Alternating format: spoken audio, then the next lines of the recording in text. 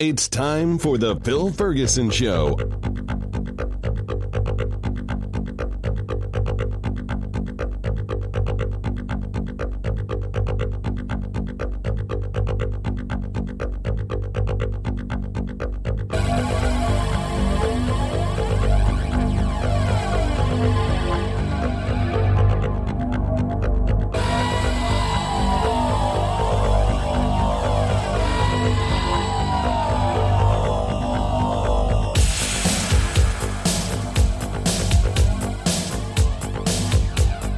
Well, hello everybody, this is Phil Ferguson, and you are listening to The Phil Ferguson Show. I think this is show number 200. Later in the show, we are going to talk to Linda LaScola. She is one of the people that did all the interviews and qualitative research on what ended up becoming kind of morphing into the Clergy project, and wrote a fantastic book, and we're going to talk all about that a little later, so hang on. You're going to love that interview, I think. Next week, I'm thinking I am going to have the brand new executive director for the Secular Student Alliance. I don't know if he has any other big interviews for other podcasts, but I'm hoping this is going to be a little scoop for us. We're going to be able to announce him next week and have him on, and I think you're going to enjoy that, and it'll be a chance for you to learn what's new and what's going on with the Secular Student Alliance, which many of you know is something I've been involved with. I've been on the board in the past. Love the organization, and I'm very excited about this, but I'm also sad that August, who has been there for 16 years, is moving on to do something else. But, good for him. A little variety in life. Today in the Investing Skeptically segment, I've got a couple of different things, kind of a little bit of follow-up on the previous couple of weeks. We've been talking about what to invest in and what's in the stock part of my investment portfolio and what's in the cushion. And I also had a question about what is the difference between an ETF and a mutual fund. An ETF stands for Exchange Traded Fund. And of course, most of you probably know what a mutual fund is, but just in brief, a mutual fund is a portfolio, a collection of different stocks, and they invest that for you, so you don't have to go buy 30, 50, or 100 stocks. They do that for you, and you can just invest your money. Mutual funds are also called open-ended funds, which means that anytime they can buy more shares of the stock that they own, they can sell shares of the stocks that they own, and anyone can buy in, anyone can get their money out within a couple of days. An exchange-traded fund is very, very similar, except for it's also called a closed-end fund. And so an exchange-traded fund might buy a certain quantity of shares of a basket of companies, very similar to the open-ended fund, but then it generally does not buy more assets. It stays the same size, at least the number of quantities of the stocks. And so if you want to buy the ETF, the exchange-traded fund, you buy it on the market. You don't buy into it and you don't get your money out of it. You have to buy shares of it. I don't know if this is being clear or not, but let me give you an example. If you want to buy Fidelity Spartan S&P 500 fund, you send Fidelity $100,000. They add that to the portfolio, and the managers manage that, and they use that to buy more shares of all the funds, all the stocks that are owned by that fund. If you want $100,000 out, they generally keep a small amount of money in reserve in cash. They just send you back your cash based on the market value of all the assets that are held within that fund at the end of the day. An exchange-traded fund, however, is more of a trade between you and someone that already owns the shares or wants to buy them from you. So if you want to invest in an ETF, you might want to buy $100,000 worth in shares. You have to buy them from somebody who is willing to sell them to you. You're not buying them from the mutual fund company. You're buying them from another investor, another trader, someone who thinks or whatever reason wants their money out, and they sell the shares to you. A lot of ETFs are very, very high volume, and so there's not really a difference between the market price and the underlying asset price, but there can be. So it's something you have to pay attention to if you buy an ETF that is not public, well, they're all publicly traded, not, traded a lot, has a small liquidity footprint. You might end up paying 5 or 10% more than the assets are worth inside the ETF, or you could actually pay 10, 15% less than what the assets are worth. So it's an opportunity for kind of like a little bit of arbitrage if you think they might be going up. And in that case, it adds an extra element of risk or cost. But for big ETFs, like an ETF of the S&P 500, they're traded all the time, continuously throughout the day. And the price you pay and the price you get are going to basically be what the market value of all those stocks are. The single biggest advantage of an ETF is that you can buy it and sell it again and again within a day. The biggest problem that I see with an ETF is that you can buy it and sell it again and again within the same day. So as often when people think they can do something, they think that something has value.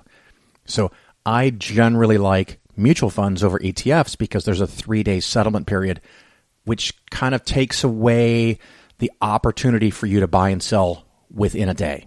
So as soon as you can sell within a day, you're tempted to sell within a day. And so going on this long-term investment philosophy, it's not something I want to encourage by having an ETF. But they're all funds. ETFs are very similar. You can have really cost-efficient ETFs that mirror an index and have expense ratios that are incredibly low, like an index fund, sometimes even lower. You can also have really, really shitty ETFs that you pay 20% more than their book value because it's hot or trendy for some reason. You lose that 10, 15, 20% right off on the front, and you find out they're doing terrible investments, their expense ratios are really high, and it's just a bad investment. So the ETF doesn't make it magically good or magically bad. So like everything, you've got to keep your eyes open and understand what you're investing in. If you don't know, don't buy it. Another little subject I want to cover today is market performance in the last 12 months. Usually I look at the market year to year to year to year because if you look at a different day, you can get a different result when you look back the last 12 months. So it can be a little tricky and confusing, but we're just going to cover this really lightly on a very general level, top level kind of thing. And the total stock market, as measured by the Vanguard Total Stock Market Index Admiral shares, which are the cheaper ones that you need at least, I think it's $10,000 to get into that one. For the last 12 months, ending June 30th of 2017, so just a few weeks before this was recorded, the last 12 months, the return was 18.47%. And that's really nice. Now, some people get worried with a number that high, and if you have a number like that year after year after year, I'll start to get worried myself. But 1 year doesn't bother me. The last 3 years averaged 9.05% per year. The last 5 years is 14.54% per year. Now, that does start to get a little concerning to me that the long-term trend is 10. And so when you start to get above the long-term trend, the more you're above it and the longer you're above it, the more concerned I get. 4.5% is not a real big concern, but that's the reason why if you're close to retirement, one of the reasons I've suggested taking an extra year of cushion in your portfolio. When we look at the 10-year, the average return is 7.37% per year for 10 years, well below the average. So, which is the better number to look at? I don't know.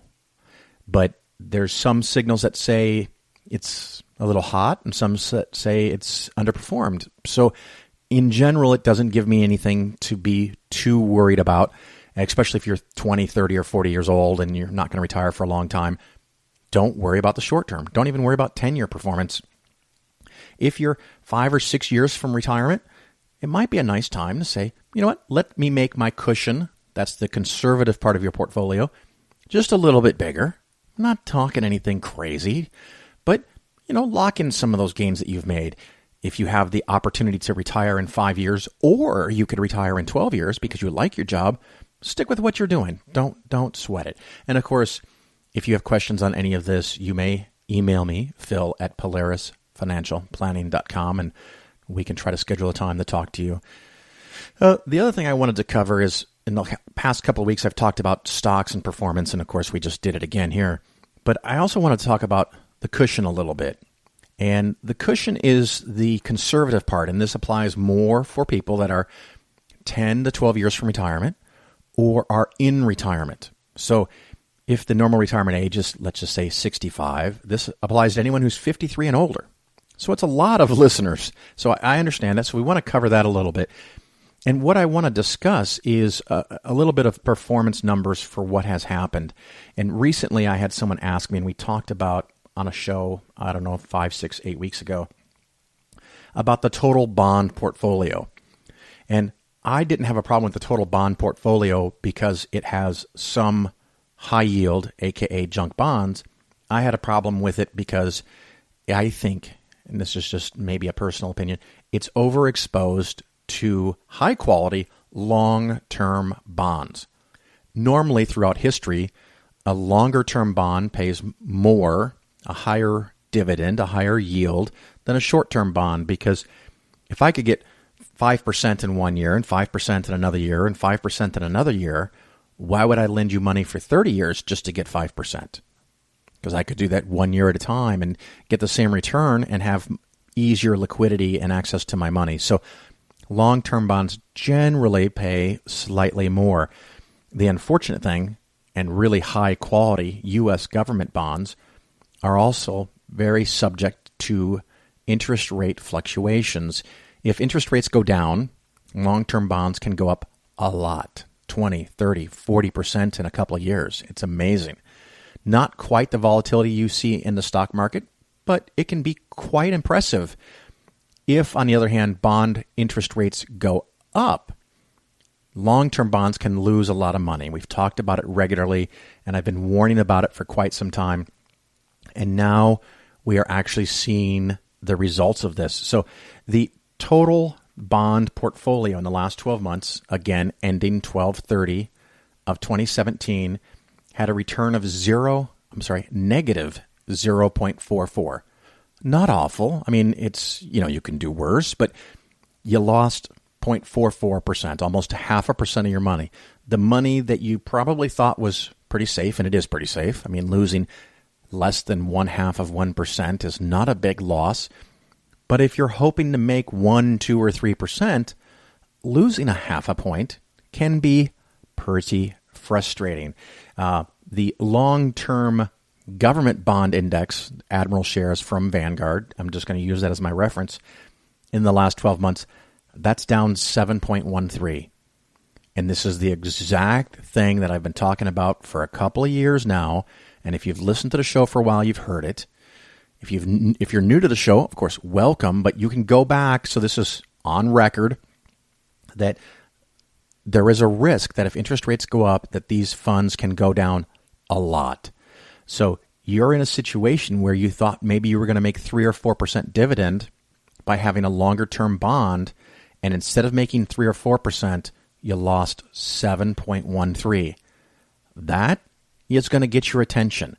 And it's something that we are still at risk of that. So if you are in retirement or close to retirement, or even if you're younger and you have a lot of bonds, you need to understand what bonds you own, what kind of bonds. If you have bond funds, look them up. Do the research. You want to know the rating of the bond fund, and the top rating is AAA. Then it's AA, A, triple B. Double B and below is considered junk or speculative. You could make a lot of money or lose a lot of money. So you want to know that factor. And then you want to know what is called the duration. And the duration will tell you how that fund will respond to interest rate fluctuations in its native market. Generally, that specifically applies to most of my listeners in the United States.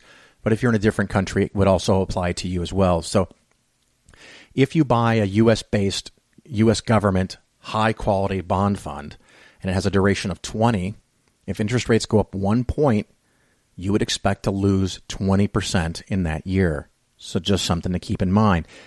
And one of the reasons I want to share this with you is that if you had long-term, you lost 7. If you had the total bond fund, you lost 0.44. But if you had a portfolio of in your cushion of bonds and the bond funds and the bond index funds that I've been talking about, you could have made a return in the last 12 months of about 2.7%. Now, it's not exact for everybody, and even individual clients, all of their portfolios are not the exact same. So I want to give you a couple samples because this is one of those things that people ask me, well, what funds do I actually use? So if you're one of those people, grab a pencil. I am actually going to tell you exactly which funds I use. And it's one of these things that the more specific information I give, it will allow you to do exactly what I do. But I also know, in a weird way, that transparency and that clarity of exactly what I do ends up getting me more clients. It's a weird thing. It's also like the weird world that I live in. The more atheistic-y I become, the more clients I get from people who are atheists, because no other financial advisor in their right fucking mind goes on a podcast and tells the world they're an atheist and that we should end religion. So I've got my niche, and it looks like no one else wants to play in my niche. But if you're a financial advisor, think about it. Consider it. I have now proven that this is a big, viable market. Other businesses can make money marketing specifically to secular, humanist, skeptical, atheistic people. I want that to be known, and I want people to start investing and marketing to this audience, because when money gets involved, we become stronger, we have more influence, and politicians at some point will start paying attention to us. All right, my little rant over. So the first one, of course, is a money market account, and wherever you hold your money, different brokerage firms have their own money market account. That's usually a pretty small percentage of your overall portfolio. If you're in retirement, I often have that between 6 to 12 months of the cash flow you think you need in your portfolio.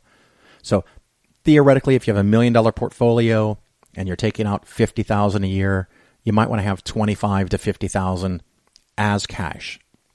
And the reason for that is that even if everything goes down, your stocks, your international stocks, your real estate, and even all the bond funds, you've got 6 to 12 months, a source to pull out some money without having to worry about the fact that everything you own is down. We hope we never get a situation where everything is down, but I'm just throwing that out there.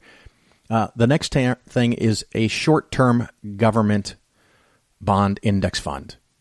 Now, other companies have them. T. Rowe Price, I think Schwab has them. Fidelity definitely has them. I like the Vanguard ones, but I'm not necessarily tied to them. Other companies have seen the incredible success that Vanguard has had, and more of them are offering high-quality index bond funds. You probably, for most bond funds, want to be around an expense ratio of 0.1 or 0.2% or lower. That will, of course, be higher or could be a little bit higher with international or junk bonds. You might have a 0.2 or 0.3% expense ratio, but you don't need to pay 1.5 or 2% expense ratio for your fund like a lot of suckers do, because now you know you can get it for 0.1 or 0.2%. I also use Vanguard short-term corporate. You're taking a little more risk because they're not government bonds, but you're getting a little bit higher return. I'm going to give you the symbols here because I told you to grab your pencil.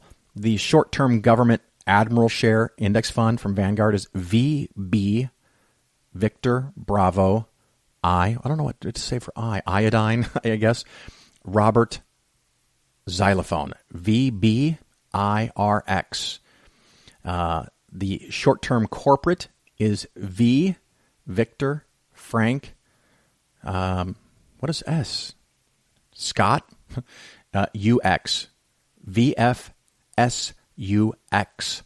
Some of those letters sound so close, so hopefully it's clear. And of course, if this doesn't come through or you couldn't write it down, send me an email, phil@polarisfinancialplanning.com, and I'll be happy to share it with you.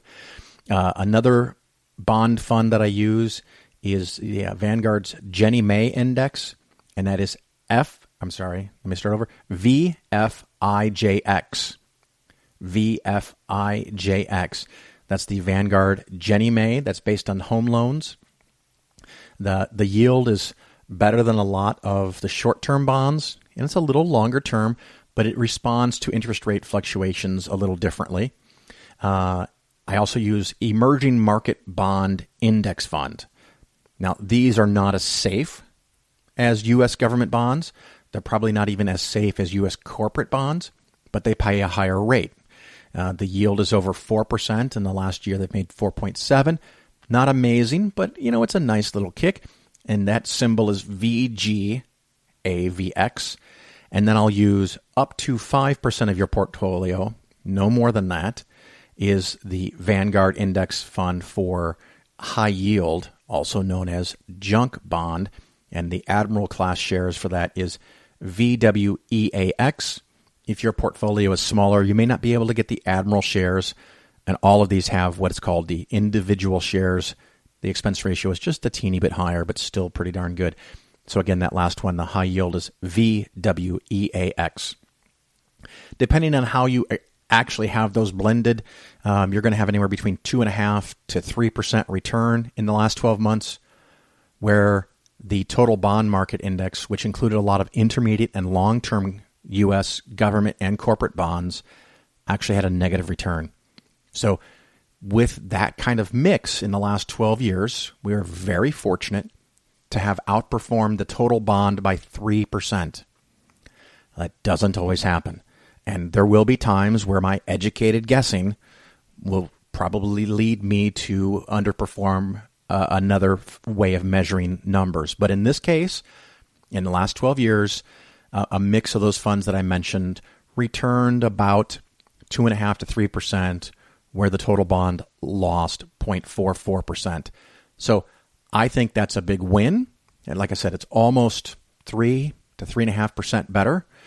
I'm pretty happy with that. So these are the little things that you can know to kind of see. I don't think of it as market timing because we're not doing this daily, weekly, or monthly, maybe sometimes not even yearly. But there are certain things that happen. And when interest rates are at historically record lows for long-term bonds, you need to know not to own them. So hopefully this is helpful. And what we're going to do is take a quick break, and then we're going to come back and talk to Linda LaScola.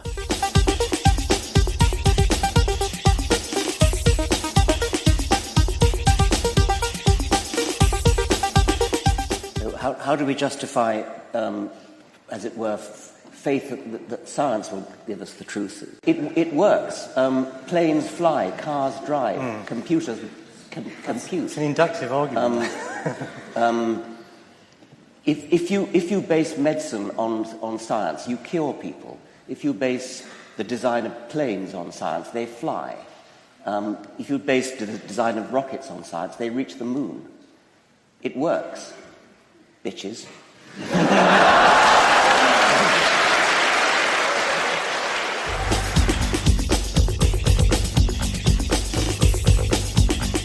Welcome back, everybody. Of course, this is Phil Ferguson, and you are listening to The Phil Ferguson Show. With me now, as promised, I have Linda LaScola. Linda, how are you? I'm fine. How are you? I'm freaking awesome. Thank you for asking.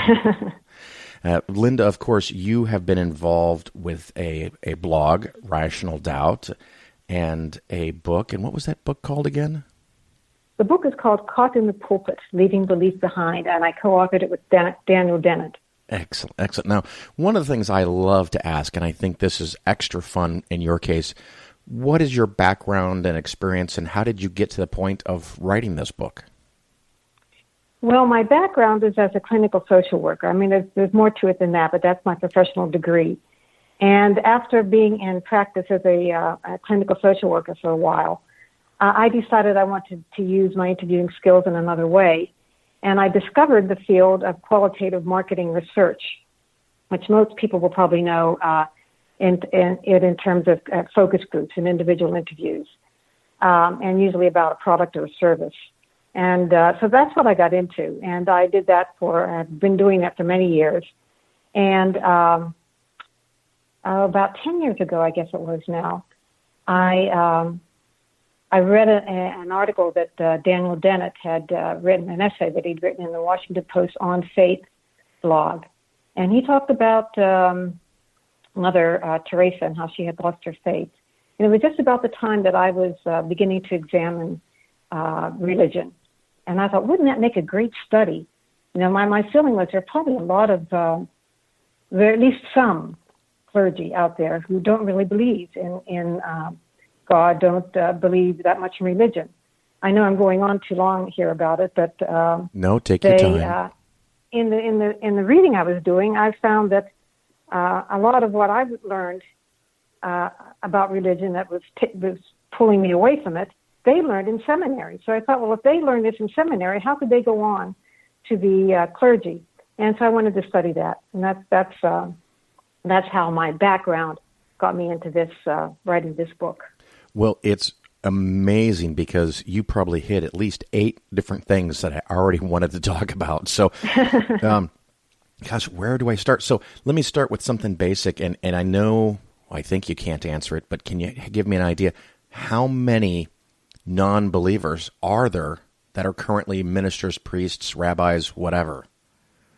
You're right, I can't answer it, but I have given it some thought, and my guess is there are, and I'm not going to use percentages or numbers here, but there are some who know very well they don't believe.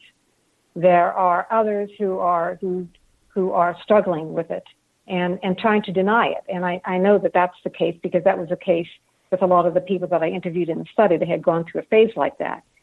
People don't lose their beliefs overnight. I think anyone listening to this program who's no longer religious will attest to that. It doesn't happen in a burst of inspiration the way people claim to become religious in some cases. It's a gradual process.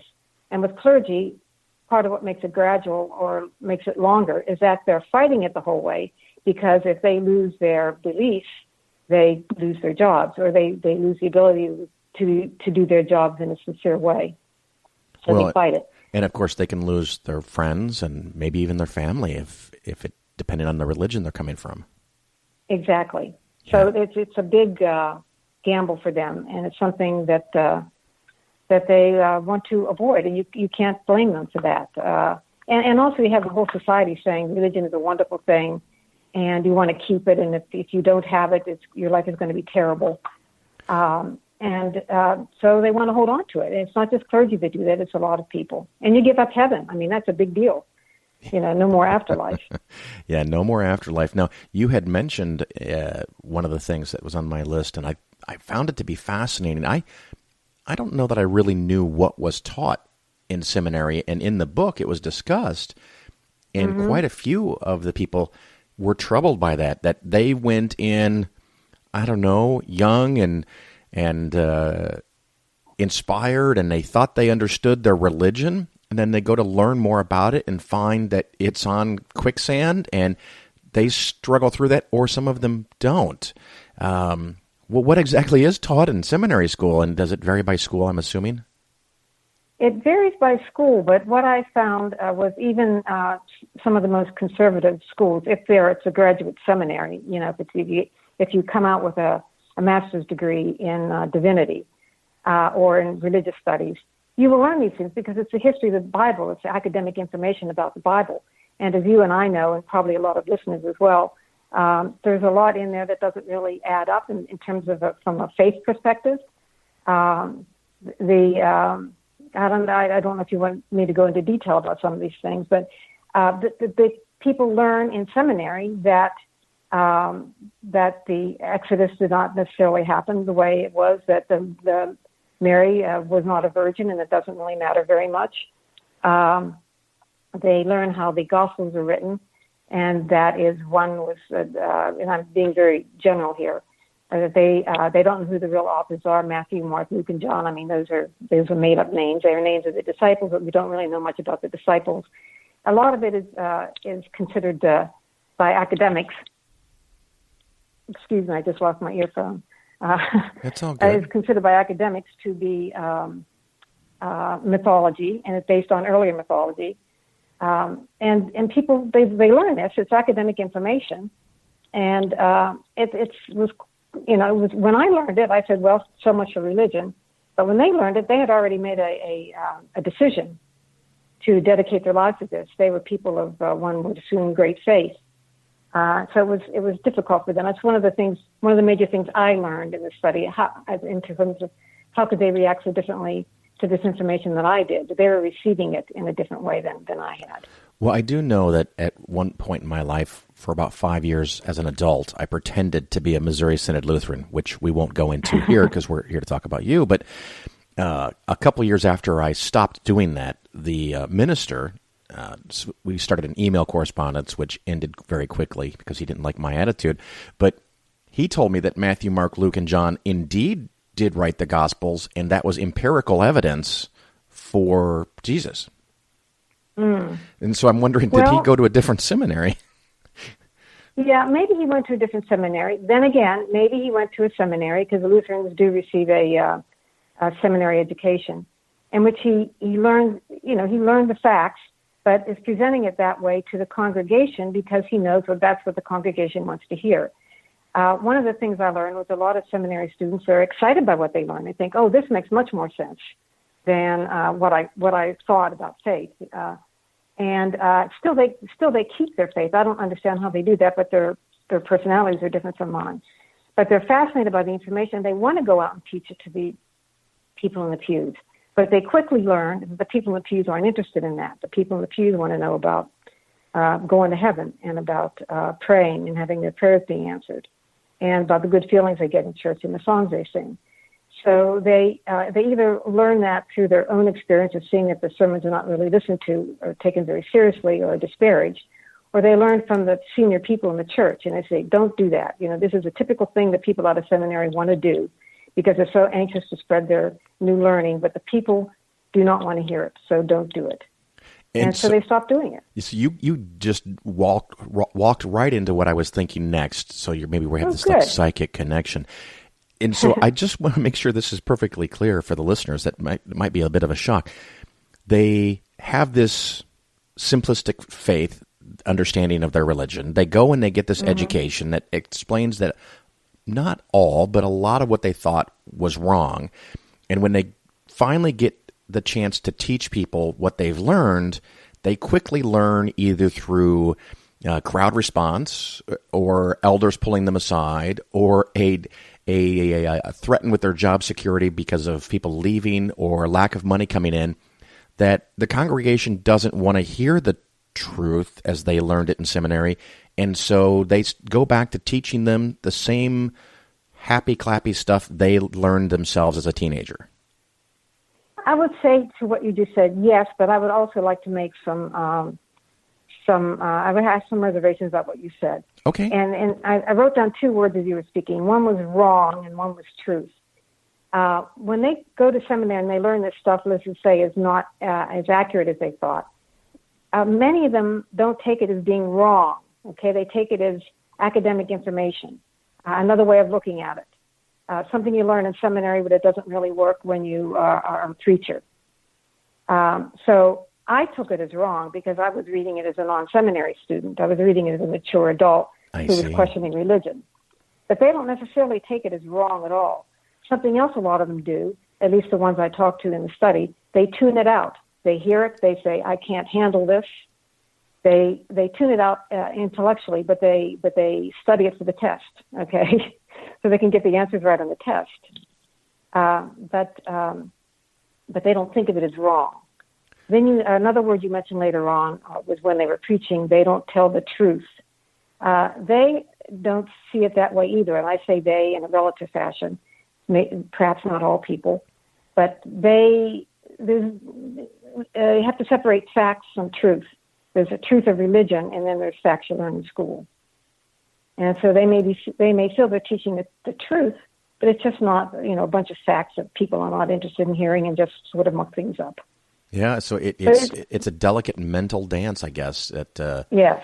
And that's part of what makes it so difficult. And one of the topics that was kind of a foundational theme in the book, and I'm assuming in the work, is this divide that you created for simplicity's sake of liberal versus literal. Can you talk about that for a minute? Mm-hmm. It wasn't just for simplicity's sake. It's something we really found. We sort of knew in advance, but it became quite evident when we were trying to find people to participate in the study. The literals are the fundamentalists, and they come in Protestant fundamentalists, the Baptists, the Pentecostals, the Southern Baptists, that is, and the Pentecostals, for instance. Seventh-day Adventists are another kind of fundamentalist.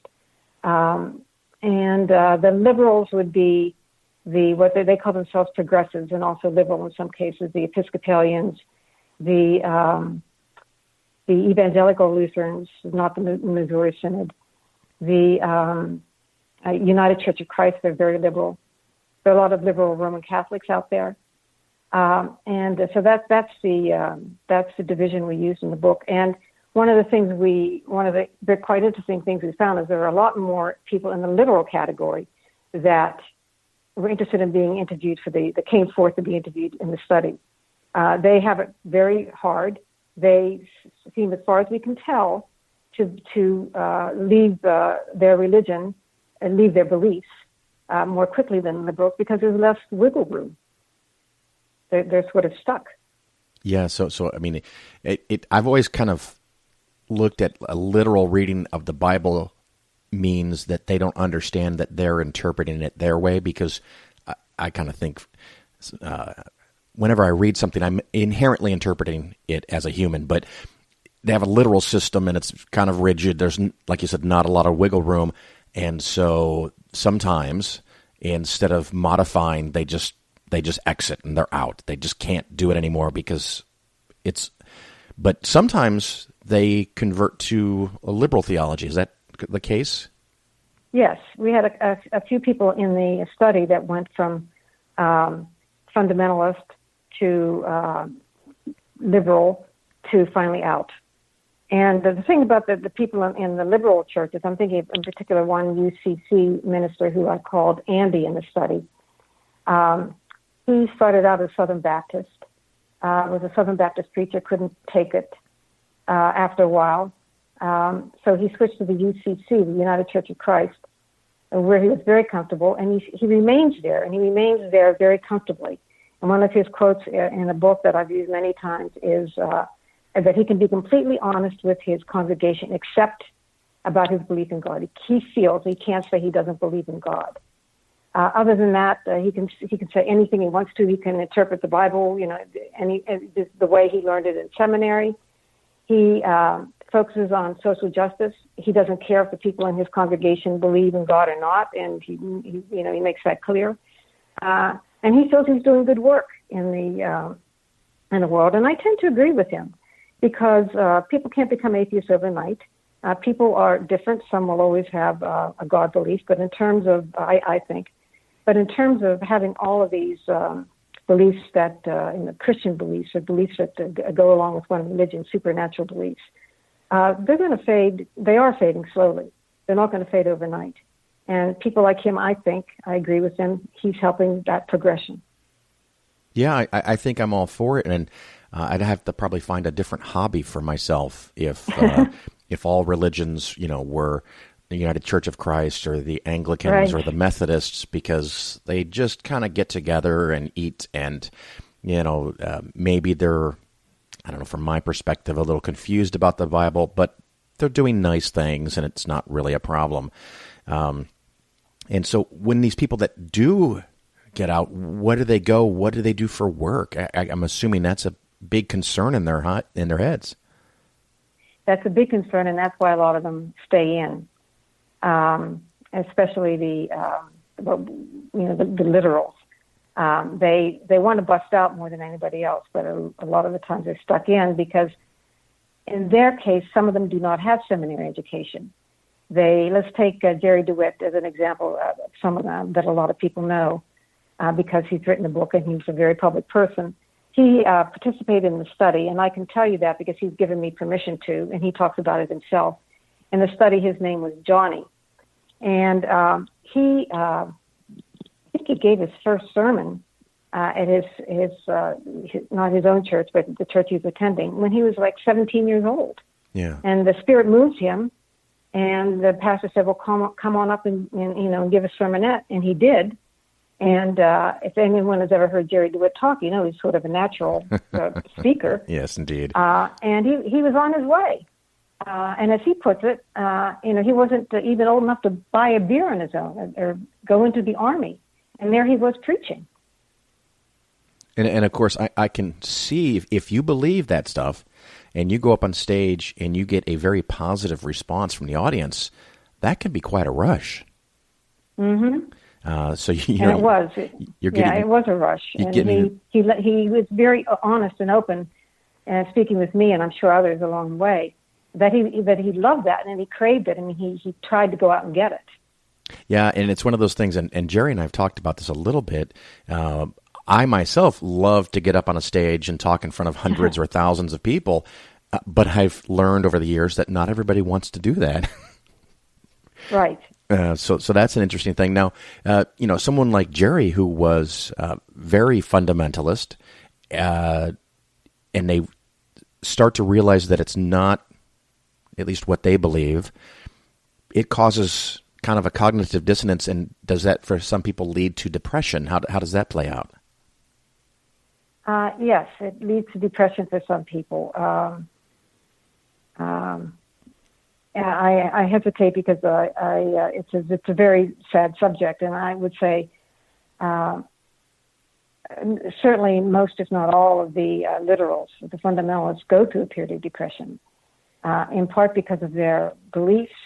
They're losing the whole structure their life is built on, and then they're losing their job, they're losing their family.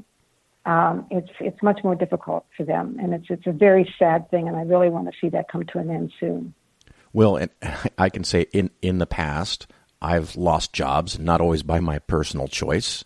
That's very hard to take, and when I was younger, I had a girlfriend, and we broke up, and that's very difficult. The idea that I might lose my job, my belief system, my significant other, and my family all at the same time, that seems like a lot. That could be pretty big stress. Yeah, it's a lot, and in the case of many of them, it doesn't have to happen that way as long as they can pretend they believe, or as long as they try very hard to believe. They don't have to lose all of that. They just have to lose, their what would you call it?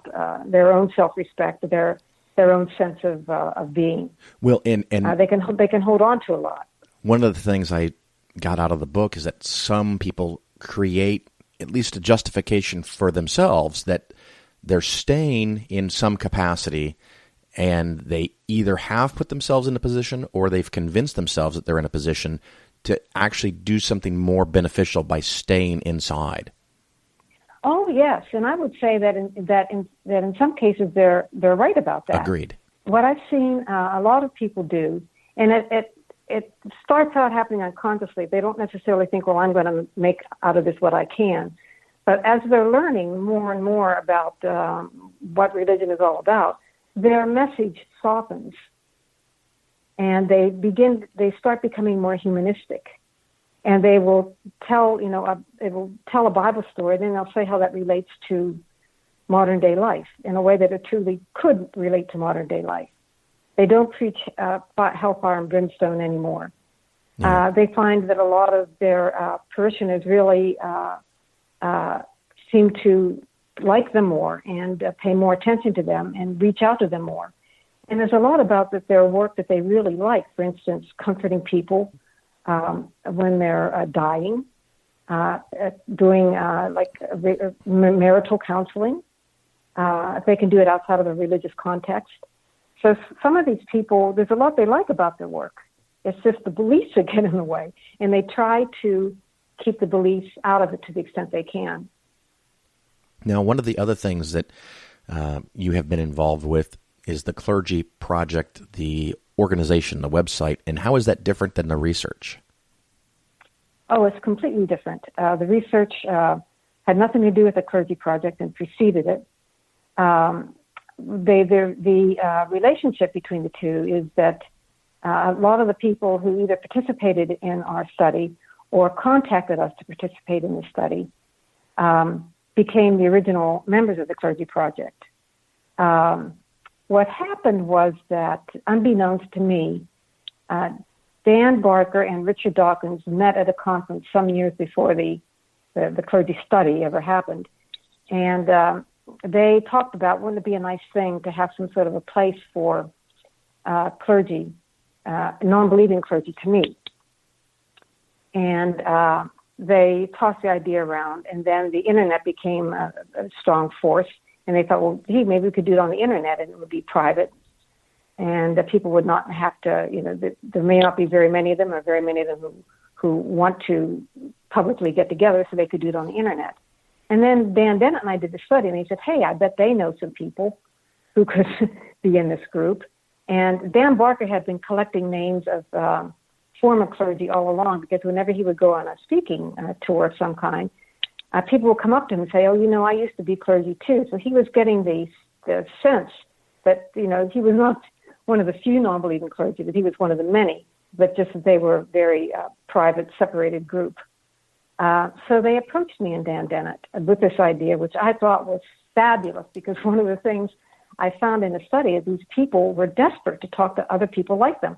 They were desperate to talk to me because I was willing to speak with them, but I wasn't really one of them. Right. They really wanted to know, is there anyone is there anyone out there who is also like me? And I could say, yes, there are. But that's really all I could say to them. Yeah, because as the researcher, your job is to get information, not to console necessarily, not to give them guidance and advice, but to collect qualitative data. Correct. And so they knew that, and that, I made that clear at the beginning of the interviews. And I can see that they understand that from a rational standpoint, but yes. At the same time, I can relate a little bit, but if you have something really heavy on your shoulders that you can't talk to anybody about, and here comes someone that will listen and not judge you and not rat you out and not tell your friends and family, I think that alone could be a great relief for them. Absolutely. It was, when I would call people to tell them about the Incipient Clergy Project, I can still hear the sighs of relief as I told them about it. And I worked them up to it very slowly and tried to explain as much about it as I could so they didn't misunderstand it, because it's an easy thing to misunderstand. And I just was heaving a sigh of relief. So what would you tell them, or what would you tell my listeners in case I have someone that meets the criteria, and what are the criteria?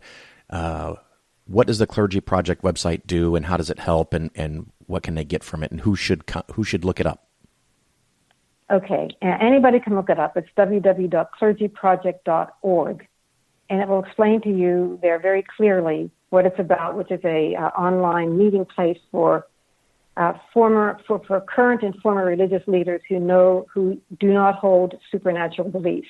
And I'm hesitating a little bit because I'm not actually looking at it on the screen. And I know they refined it over the years. It started in 2011. They refined that opening line over the years in order to make it as clear as possible. Yeah, I have it here if you think it would help. Okay, it says, good. Are you a religious professional who no longer believes in the supernatural?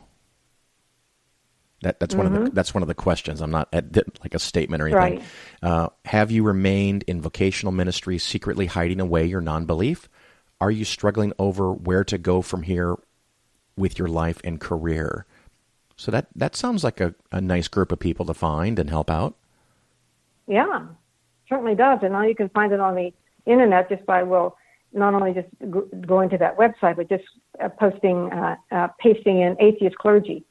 In fact, one of the last people who participated in the study, this was after the Clergy Project had started, he found the study and the Clergy Project the same time, the same moment on the internet, and he just typed in atheist clergy, and both of the things came up, and he contacted me and the Clergy Project on the same day. Well, that is nice. Now they can go there, and I guess they get screened somehow. What happens is, and I was I was the original screener along with Dan Barker, and as soon as we got the first 52 members, I believe it was, then after that we trained people to be screeners, people who were members of the Clergy project to screen. And I don't know exactly how they do it now, but what I do know is that you can fill in a form on the website saying that you would like to be screened to be a member and that you do meet the criteria. And then you'll get a call from somebody, and they will talk to you. I don't know how long it is now. I would talk to people for half an hour to an hour, not because it took me that long to figure out if they would qualify, but because they wanted to talk that long, and I wasn't about to cut them off. Right. So, and in many cases, it's the first person you're talking to now, who understands. That's awesome. So this is just a place where you can go and share and talk and meet, at least online, people who are like you to get that bit of comfort and reassurance, I guess, that you're okay. Exactly. And I need to clarify that I am not a member of the Clergy Project. Okay. I'm not a clergy myself, so it's closed to people, current and former religious leaders, and I'm not one of those. So I don't know exactly what goes on there, but you've described it pretty well. It's an online meeting place. Now, the other thing that they do, and this has happened about a year or so after the Clergy Project started, was they provide outplacement services. There's an outplacement grant that's given to people who are currently in the clergy who want to find a secular job. And it's worked very well for people, so I hear. The first person to use it was a guy who participated in the study. His pseudonym was Adam Mann, which he made up himself. Usually I gave people pseudonyms, but he gave himself one. And he was the first person to use the outplacement program, found himself a secular job, quite a good one, that he's very happy with. And he's been in that job for several years now, and things are working out fine for him. And who's funding these outplacement services? The original donor was Todd Stiefel. Okay. And I believe he's still involved in it. But anybody can give any amount of money that they like. Just there's a place, I think, on the homepage of the Clergy Project. You can donate any amount of money, and you can stipulate what you'd like it to be for. Well, that's nice. And I know that you and I had talked a little bit before we did the recording, and this idea that there is a path, especially if it's a known path, that if you're a member of the clergy, you can get out and you can have a job and you can be successful and you can still help people, but you have a source of income.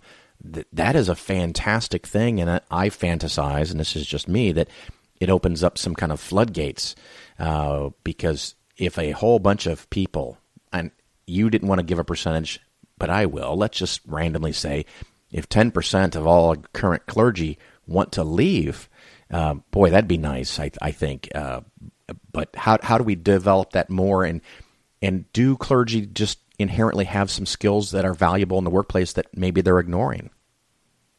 No, they have skills that are valuable, and they're aware of them in the terms of the counseling skills and administrative skills, especially if you're a pastor of a church. You're running an organization. And the empathic skills, a lot of them, they become, insurance agents, that kind of thing. They're used to dealing with people on a close one-to-one basis.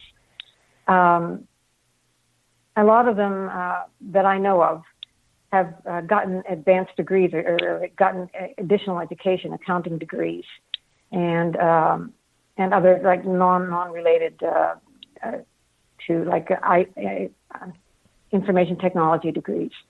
But of course that takes money and time. And those that have both of those things can go on and make themselves into whatever they want to, and they're very motivated to do that. But unfortunately, a lot of people leave the clergy with a family and not very much money, and no rich uncle to send them to college or to graduate school. And so for them, it's more difficult. Yeah, I could see how that'd be a problem. I've changed jobs, as I mentioned a few times in the past, and it's always stressful. It's just one of the most stressful things I've ever endured is, you have a job for years, and they come and they say, get a box and get your stuff and leave. Right. And you're suddenly unemployed, and where do you look? Where do you go? And that's rough. And so I'm very sympathetic, I guess. And one of the things that you had touched on before, I want to circle back to is often the clergy members end up losing their faith by researching atheists or atheism or reading books. Can you talk about that for a minute? Yeah, sure. In fact, the first couple of people that we got in our study were through Dan Barker. I mean, when we decided to do this study, it's like, okay, this is a great idea, but where do we find the people? I mean, people just don't come out of the woodwork and say, I don't believe in God anymore. I'd like to be in your study. But what people were doing was Dan Barker had written a book. Maybe you can help me remember the title of his first book. It changed. Losing Faith in Faith, and then it became, oh no, that's not his. Godless was one of them. Godless, okay. So that was the second iteration of a book he had written. And it was on the bookshelves, in the Borders bookstores, and Borders was still out there. And clergy were picking it up. And what would happen would, some of them would call him. Jerry DeWitt called him. He mentions that. Jerry DeWitt wasn't in the study until later. Two of the original people in the study, Adam and Jack, both had contacted Dan Barker. Think of how desperate you would have to be and how gutsy you would have to be. You're a pastor, you've read this book. Dan Barker includes his organization name in the back. And they find the phone number and they call him and say, I'm like you were once. And I just wanted to talk to you. What can you do for me? And he would say, well, we don't have an organization. There's not really an organization for you. I'm sure at the time he was thinking maybe these people could be in whatever, what the Clergy Project later became. Right. But there is a study that I know about that Linda LaScola and Dan Dennett are doing, and contact them, and maybe you can be in that study. And we found 3 people that way, 3 fundamentalists, I might add, for the first part of the study. Right. And for the other people in the study, I contacted an old Episcopal priest, a former Episcopal priest that I had here in Washington, D.C., and he was known as a pastor who did not believe in God. He was agnostic and presented himself that way, and invited a lot of people to the church who were agnostic also. And he had since retired and started a group called the Center for Progressive Christianity. His name, he's deceased now, his name is Jim Adams.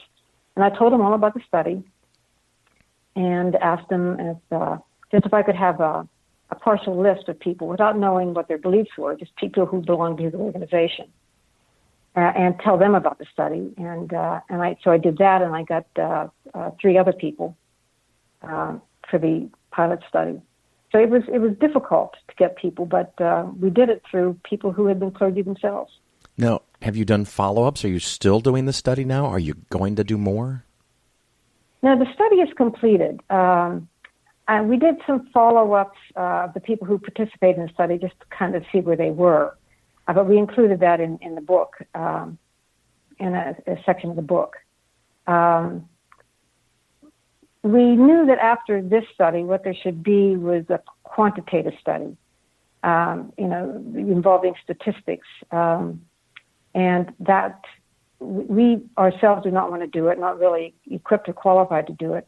But even if we were, to be incredibly difficult. You'd have to get these people out of the woodwork, and the way we did, for the 32 people that we spoke to, and then make sure that they were qualified. I mean, in a survey, you just get answers to questions. It's hard to know how sincere people are being. Right. In a qualitative interview, you talk to them for a while, and you can tell. You can tell by their body language. But people are so secretive and so careful at the stage you're in right now about their religious beliefs that I think it'd be very hard to do a quantitative study with clergy. I understand. And, of course, you have a blog, and that's Rational Doubt. Why don't you tell us a little bit about what's there? Okay, thanks for asking about that. You bet. It's called Rational Doubt with Voices from the Clergy Project. And almost all the people who contribute to the blog, I'm the editor of it, are members of the Clergy Project. And they are people that participated in the study or people I met afterwards. There's a person who is an active member. He's a member of the board of directors of the Clergy Project, and he's active on the Clergy Project private blog. His name is Mason Lane, and he helps me find people. He'll be in conversation with somebody on the private blog, and he'll suggest that they maybe would like to write something for the public blog. And that's how I find people that way.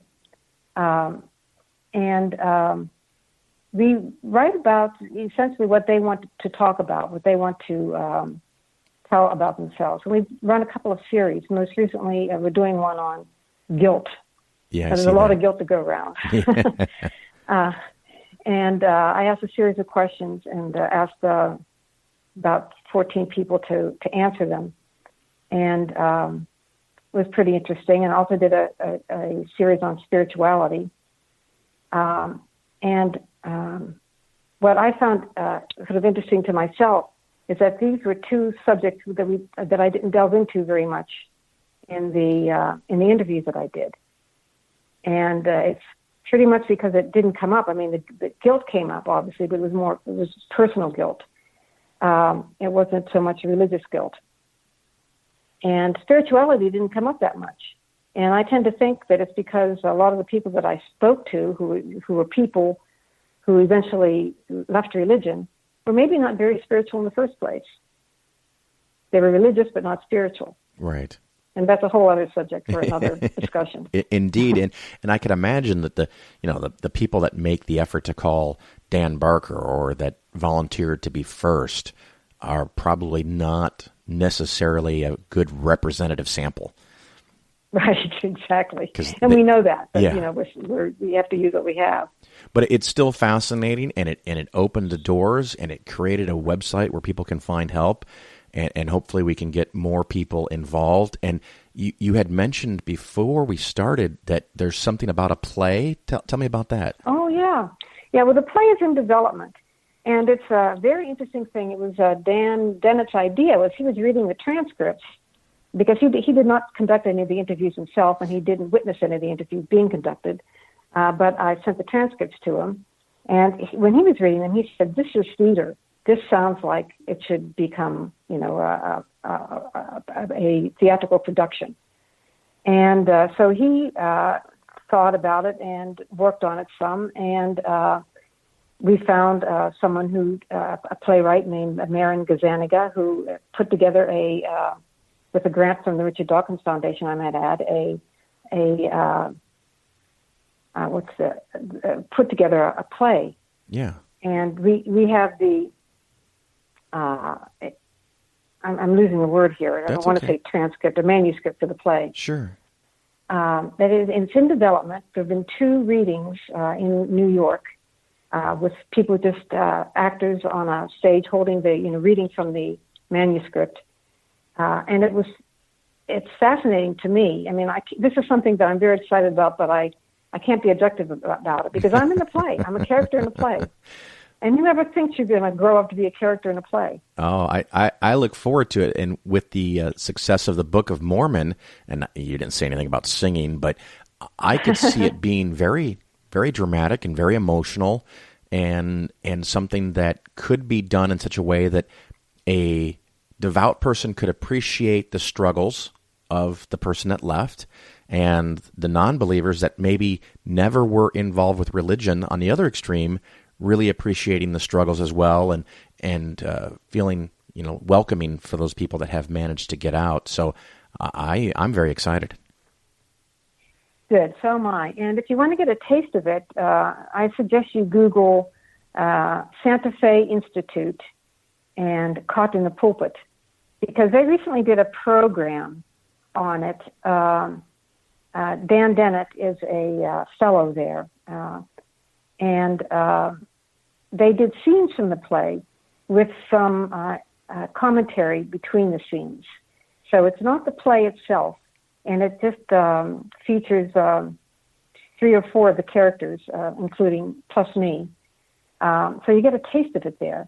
And I think anyone who's interested in that and is not one to read a book or go to a blog post would appreciate seeing that. It's about an hour and a half long, so you don't have to watch the whole thing. Do you have any future work or books that you want to tease us with? No, I don't. Right now, my whole effort is on the play. When I hesitate to say that because I'm not really doing that much except I'm in the background rooting for it. Very good. If someone listens to this show and wants to reach out to you, is that something that's okay? And how would they do it? Sure, they can do it through the blog, Rational Doubt. And if you go there, you'll find an address, rationaldoubt@gmail, I think it is. But when it's in the section that says how to contact somebody, it's right there. All right. Well, we're getting near the end and wrapping up. Is there anything else that you can think of that we should talk about? There's one more thing, and it's actually very important because it's a book about the Clergy Project. It's called From Apostle to Apostate, and it's written by Catherine Dunphy, who was a acting executive director of the Clergy Project for a while. And it includes a lot of interviews with Clergy Project members. And it's an excellent book that came out in 2015.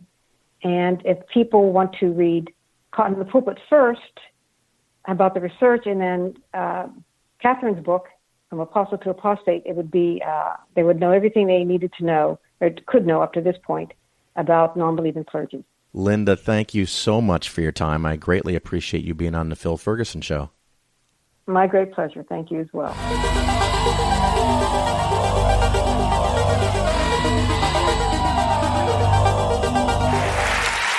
And of course, the performance that people first got to know you was as Smeagol, a Golem. Absolutely.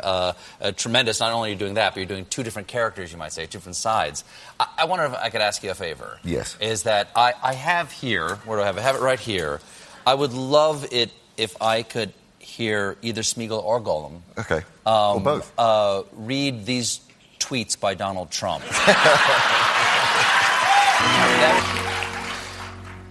The fake news media has never been so wrong or so dirty. Purposely incorrect stories and phony sources to meet their agenda of hate. Sad. Just you can lose this one. Just that one if you don't mind. Yeah. Despite the constant negative press kerfuffle.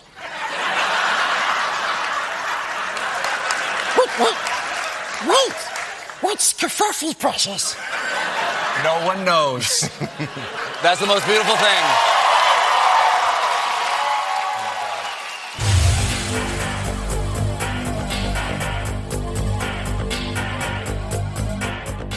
I want to thank you for listening to The Phil Ferguson Show. It is a unique combination of 1/3 finance and 2/3 atheism. The show is number one in that category. I want to promote the philosophy of science-based investing. Sadly, most advisors are paid commissions by a big company to sell you investments that underperform. Sometimes they make more money with your money than you do. I think the financial services industry is a lot like religion. They create fear. They provide a solution to that fear. They take your money, and they often get more benefit from it than you do. Remember, people work for who they are paid by. You want a fiduciary advisor that is paid only by you. If you have questions about investments, want to roll over an old 401k, or need to make a plan to build your very own everlasting nest egg, you may contact me, Phil, at PolarisFinancialPlanning.com. Together, we can protect children from religion, promote a secular worldview, fight the grip religion has on our society, and improve your financial future. You're listening to The Phil Ferguson Show. Well, we're at that part of the show where we're going to wrap some things up here. Thank you for listening, of course. And if you're new, I am delighted you were able to join us. For the last month, the show did have about 50,000 downloads, so we're still very small compared to like real shows, but it's way bigger than I expected, and it keeps growing, so thank you so much for listening. I greatly appreciate it. No new reviews. It looks like at iTunes there's more people have given rated the show, I guess, and given all 5 stars, so thank you so much for that. I really appreciate it. If you write a review, I'd be happy to read it on the air, especially if it's really favorable. Every once in a while I do get a bad review, but the vast majority, thank you very much, are 5-star reviews. I really appreciate that. Nothing exciting going on at Stitcher, so if you like the show, please go leave a review at either iTunes or Stitcher, and maybe I can read it on the air. Over the weekend, I spent some time in Kentucky, just south of Cincinnati, at the Ark Adventure Park, I like to call it, because Ken Ham hates that, and if I want to do something that Ken Ham upsets Ken Ham, that's going to be one of those things. He talked about, Ken Ham talks about the Ark, and of course that you should take the Bible literally, because if you don't have a literal Adam and Eve, you don't need Jesus and you don't need the Bible. And I agree. I agree completely. Adam and Eve are not literally true, so you don't have original sin. You don't have original sin. You don't need Jesus to forgive your sins. Not that some dude killing himself by impregnating a virgin woman and hanging himself on a cross is going to solve anything. And if that's the world you think we live in, that's pretty messed up. But Christianity is a problem, and it hurts our opportunities to go forward as a society. So it was my honor to protest the Ark Park, and I'm going to try to put up on the Facebook page, I think, we had a great picture of the entire group, and I don't know if it was 70, 80, or 100 people. It was a good-sized group. There's one photograph with the entire group in front of the Ark Adventure Park, Ark Amusement Park, holding up the banner that says Genocide and Incest Park. So I'm very excited about that picture, and I'm happy that that is circulating around so that people can get an idea of what we're talking about. But coming up in the next few weeks, I will be at the Gateway to Reason Conference. Later, I will also be at the American Atheist Conference. I am also going to be at Mythicist Milwaukee coming up later in the summer. I think it's actually early fall. I'm going to have to check the date on that. So I'll be around some, and I'm probably going to go to the Freedom from Religion Foundation, FFRF, conference. It's in Madison, Wisconsin, so I can just drive there. So that'll be nice. So we've got a lot of fun things going on, a lot of fun things with the show, and hopefully you enjoy. And please feel free to share this with your friends, whether they want the secular information or the investing information. That doesn't matter to me. All downloads count. So thank you for listening, and I hope to see you in person somewhere. Until then, ciao.